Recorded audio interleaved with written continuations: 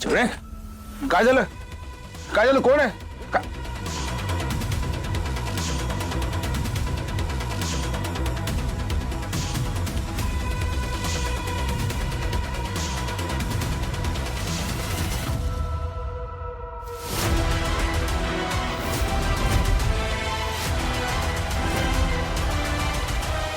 कोणी केले सोडवायला?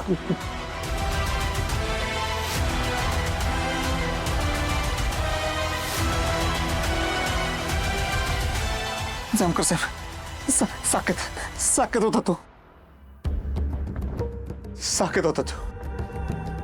अखेर याच गावात फिरतोय. शोधा त्याला. हो सर. जामकर साहेब तुम्ही मला बाहेर थांबून गेला होता. मी बाहेर येरझाऱ्या मारत होतो. कोणतरी एक माणूस घरामध्ये घुसला. मी कोणी बघण्यासाठी आतमध्ये आलो होतो. तो साकेत होता. त्याला माझी चाहूल लागली. तसं त्याने चाकू काढला आणि लगेच आर्या मॅडमच्या गळ्याला लावला. मला शांत राहण्याशिवाय काही पर्यायच नव्हता माझ्याकडे. बघ खरं सांगतोय? खरं आहे का हे? काय म्हणतो मी? हो हो. साहेब सगळीकडे बघितलं त्याला, कुठंच नाही दिसला. साकेत आज पळवतोय तो.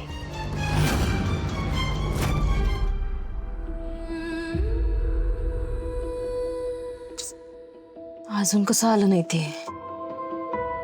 आतापर्यंत यायला पाहिजे होते. त्या आर्यावरच्या रागापायी मी यांना जामकरच्या ताब्यात तर नाही दिलंय.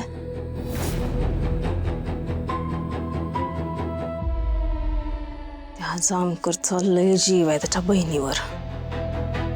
ह्यांच्यावर तिला बघून त्याचं टाळकं हल्लं आणि त्यानं ह्यानं काय केलं तर?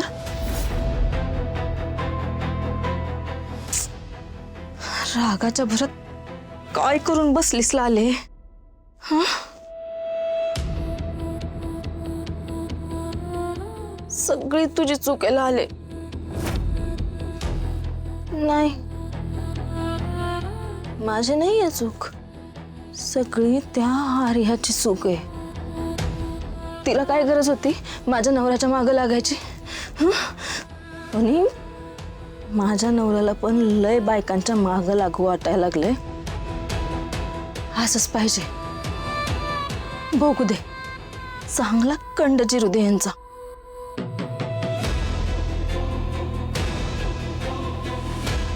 नाही नाही नको. तो जामकर यांचा जीव घ्यायला पण मागं पुढं नाही बघणार. मला बघायला पाहिजे हे नेमकं कशात अडकलेत. जर मी माझ्या डोळ्यांनी यांना बघत नाही ना, तर माझ्या जीवाला चैन नाही पडणार.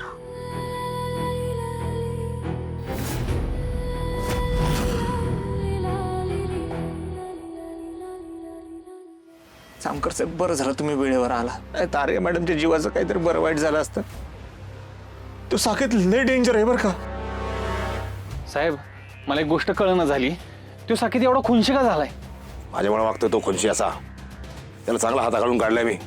त्याचा राग धरलाय त्यांनी म्हणून असा वागतो. बघा ना साहेब, तो साकेत आधी लय साधा भोळा वाटला मला. पण आता त्याचं हे रूप बघून माझाच थरकाप उडाला. लय डेंजर आहे होती. काय त्याचं म्हणणं काय होतं? त्याला काय पैसे पाहिजे होते का? मारायचं म्हणत होतं.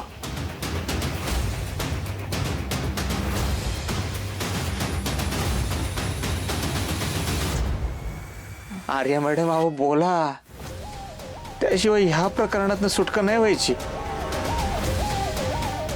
बोल ना काहीतरी. दादा मी खूप घाबरले होते आणि काही कळत पण नव्हतं. तो विक्षिप्त वागत होता. गोपाळ नावाचे टेलर.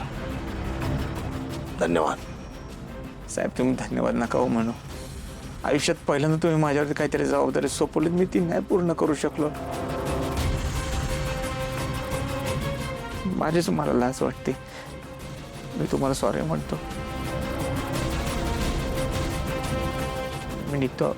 आर्या मॅडमची काळजी घ्या. आर्या मॅडम येतो मी.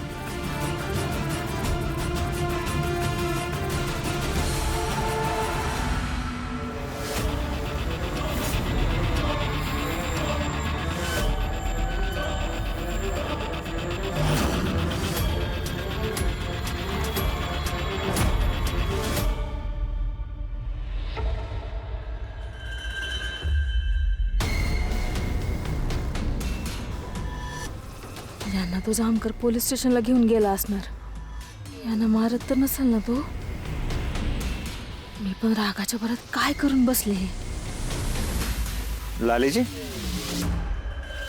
कुठं निघाला एवढ्या रात्री?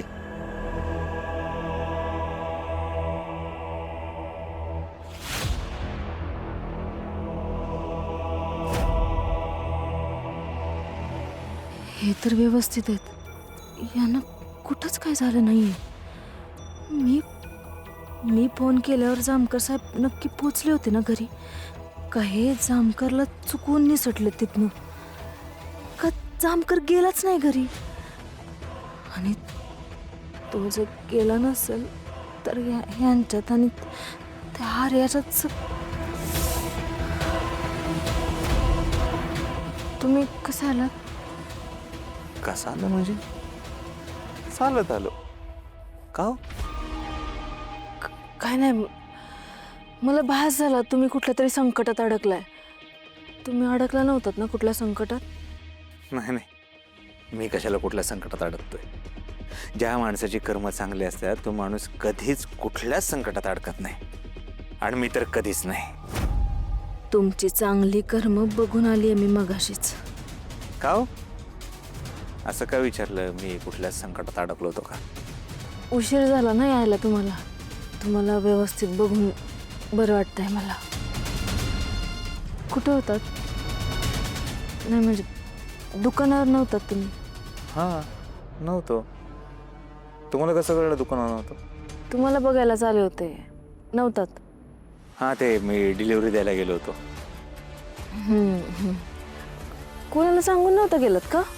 कोणाला कशाला सांगायचं आहे? दुकान बंद करायचं होतं, डिलिव्हरी द्यायला जायची होती. तसं पण घर, दुकान, डिलिव्हरी या 3 ठिकाणापेक्षा मी दुसरीकडे कुठं असतो?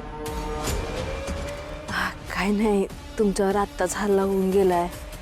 गावचं वातावरण एवढं खराब आहे. सारखं वाटत राहतं तुम्ही माझ्यापासून लांब जाल का काय, म्हणून काळजी वाटते तुमची. इथनं पुढं कुठं पण जाताना मला सांगून जात जा. होय, लालाची किती काळजी घेता हो तुम्ही माझी. तुमची हीच काळजी मला पुन्हा पुन्हा तुमच्या प्रेमात पाडते. दमला असेल ना? चला